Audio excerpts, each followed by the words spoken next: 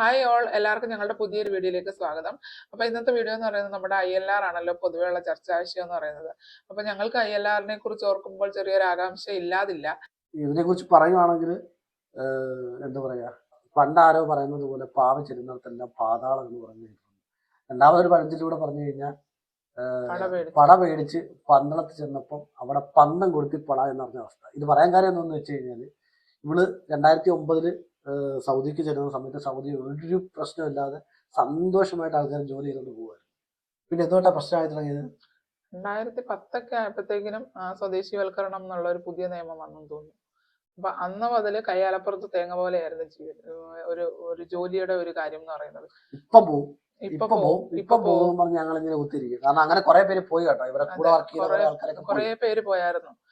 പിന്നെ അതുകൂടാതെ തന്നെ ഏതോ ഒരു പ്രാവശ്യം ഞങ്ങൾ വെക്കേഷന് പോയി, കുറെ പേര് ഒരുമിച്ച് വെക്കേഷന് പോയിട്ട് അതെന്ന് പറഞ്ഞു കഴിഞ്ഞാൽ ഒരു 10-12 പേര് എനിക്കറിയാവുന്ന ഹോസ്റ്റലിലെ ആൾക്കാരെല്ലാം കൂടെ വെക്കേഷന് പോയിരുന്നു. അപ്പൊ തിരിച്ചു വന്നു കഴിഞ്ഞപ്പോഴത്തേനും ഞാനും വേറൊരു ചേച്ചിയുടെയും പേപ്പർ മാത്രമേ ഉള്ളൂ അവര് എടുത്തു വെച്ചിരിക്കുന്നത്. ബാക്കി എല്ലാരെയും പറഞ്ഞു കൊടുത്തു. ടെർമിനേഷൻ ഒരു ടെർമിനേഷൻ ആയിരുന്നു അത്.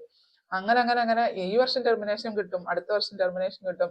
അത് ചിലർക്ക് കിട്ടിയിരിക്കുന്ന വിത്തൗട്ട് ഇൻഫർമേഷൻ, ചിലർക്ക് 2 month നോട്ടീസ് കൊടുത്തിട്ട് അങ്ങനെയൊക്കെ ആയിരുന്നു.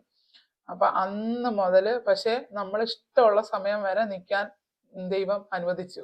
അതേപോലെ തന്നെ നമ്മൾ തിരിച്ചു വരുന്ന സമയത്ത് നിങ്ങൾ പോകുന്നത് എന്തിനാണെന്ന് ചോദിച്ചത്. അതെ, തിരിച്ചു വരുന്ന സമയത്ത് ആണെന്നുണ്ടെങ്കിൽ ഇല്ലാത്ത പുകലുണ്ടാക്കിയാണ് അവിടുന്ന് വന്നത്. കാരണം എനിക്ക് OET കിട്ടി, അപ്പൊ അവിടുന്ന് ഇറങ്ങണം എന്ന് പറഞ്ഞു.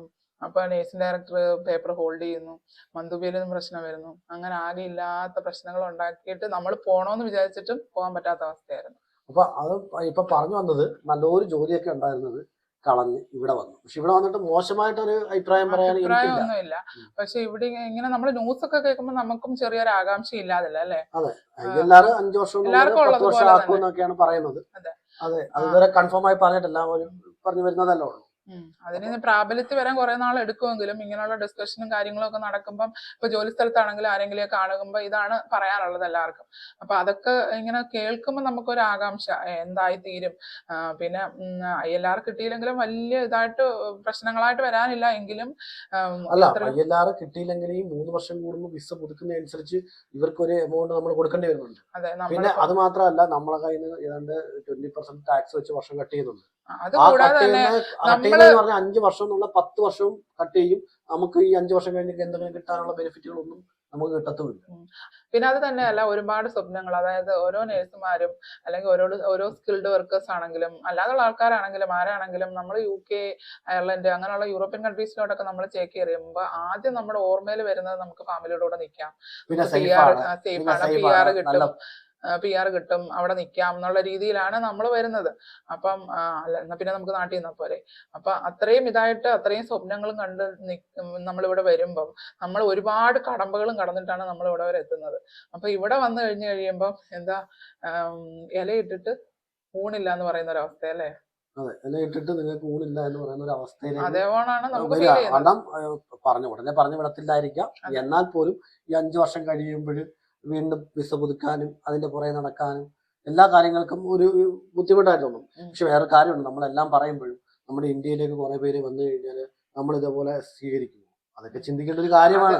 പക്ഷെ ഇവർ എടുത്തുകൊണ്ട് വന്നിട്ട് നമ്മളെ ഇങ്ങനെ ചെയ്യുമ്പോൾ അതൊരു വിഷമമുള്ള കാര്യമാണ്. അല്ല, നമ്മൾ സ്വപ്നങ്ങളെല്ലാം കണ്ടിവിടെ വന്നിട്ട് നമ്മൾ സ്റ്റേബിൾ ആവാൻ വേണ്ടി തന്നെ കുറെ നാളെടുക്കും. ഇവർ ചെയ്യാനുള്ള ആദ്യത്തെ കാര്യം എന്ന് പറഞ്ഞാലേ ഇല്ലീഗലായിട്ടുള്ള ആൾക്കാരെ തന്നെ ആദ്യം പറഞ്ഞു വിടാതെ അവർക്കുള്ള സൗകര്യങ്ങൾ കൊടുത്തുകൊണ്ടിരിക്കുകയാണ്. ഇപ്പൊ ഏത് രാജ്യത്തായാലും, സൗദി അറേബ്യ ആയാലും, കുവൈറ്റ് ആയാലും, ഖത്തർ ആയാലും, ദുബൈ ആയാലും, ഇപ്പൊ ഏത് രാജ്യങ്ങളായാലും ഇല്ലീഗലായിട്ട് വരുന്ന, ഇപ്പൊ ലാസ്റ്റ് അമേരിക്ക ആയിരുന്നല്ലോ, ഇല്ലീഗലായിട്ട് വരുന്ന ആൾക്കാരെ ഓടിച്ചിട്ട് പിടിച്ച് അവർ ജയിലിലിട്ട് അവരുടെ രാജ്യത്തേക്ക് അയക്കുകയാണ് ചെയ്യുന്നത്. പക്ഷെ ഇവരിത് ചെയ്യാതെ ഇവർ കുറച്ചാൾ ഇവിടെ എനിക്ക് തോന്നുന്നു ഒരുപാട് ആൾക്കാർ, നമ്മുടെ അയലത്തുള്ള രാജ്യത്തുള്ള ആൾക്കാരൊക്കെ ഒരുപാട് പേര്, ലക്ഷക്കണക്കിന് ആൾക്കാർ ഇവിടെ വന്ന് കിടക്കുകയാണ്. അവർ ലീഗലായിട്ട് വന്ന ആൾക്കാരാണെന്ന് എനിക്ക് തോന്നുന്നില്ല. ഉണ്ടോ? ഒരു ഫാമിലി ഉണ്ടെങ്കിൽ ആ ഫാമിലി ഫുൾ ആൾക്കാരോട്. അത് മാത്രമല്ല, ഈ ഫാമിലിയുടെ ആൾക്കാർ ഇവിടുത്തെ ആൾക്കാർ പറയുന്നതിന് നമുക്ക് അധികം കുറ്റമൊന്നും പറയാൻ പറ്റില്ല. കാരണം എന്ന് പറയുന്നത് ഇവിടെയുള്ള ആൾക്കാർക്ക് പോലും വീട് കിട്ടാതെ മറ്റുള്ളവർക്ക് വീടൊക്കെ കൊടുക്കുന്നുണ്ട്. ഞാൻ ഒത്തിരി പലരിൽ നിന്നും കേട്ട് എൻ്റെ ബ്രദറിന് വീട് കിട്ടി, അവർക്ക് വീട് കിട്ടിയെന്നൊക്കെ ഞാൻ കേട്ടിട്ടാണ് പറയുന്നത്, അല്ല വെറുതെ ഒരു ഗോസിപ്പ് ആയിട്ട് പറയുകയല്ല ചെയ്തത്. അപ്പം ഇവിടെ ഉള്ള ആൾക്കാർക്കൊക്കെ ഇങ്ങനെ വീടും അവർക്കുള്ള ബെനിഫിറ്റുകളും ഒക്കെ ഇവിടുത്തെ ആൾക്കാർക്ക് കിട്ടുന്നതിന് പകരം മറ്റുള്ളവർ മേടിച്ചുകൊണ്ട് പോകുന്നുണ്ട്. നമ്മൾ അതും കൂടെ നോക്കണം.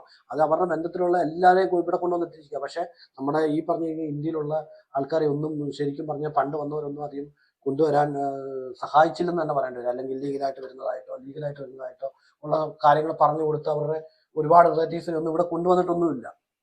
അതെ.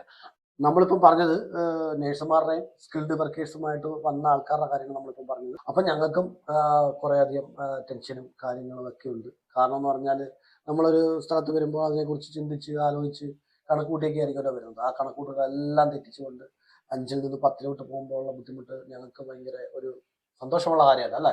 സന്തോഷമുള്ള കാര്യമല്ല. കാരണം എന്ന് പറഞ്ഞു കഴിഞ്ഞാൽ പക്ഷെ ഞങ്ങൾ വിചാരിക്കുന്ന വരുന്ന വഴി പോട്ടെ, അത്രേ ഉള്ളൂ. അല്ലാതെ അതിന്റെ പേരിൽ നമ്മളൊന്നും ചെയ്യാനൊന്നുമില്ല. നമ്മുടെ രാജ്യം ഇന്ത്യയാണ്. നമ്മൾ ഇന്ത്യയിലേക്ക് തന്നെ തീർച്ചയായിട്ടും ഇന്നലെ നാളെ പോകേണ്ടവരാണ്.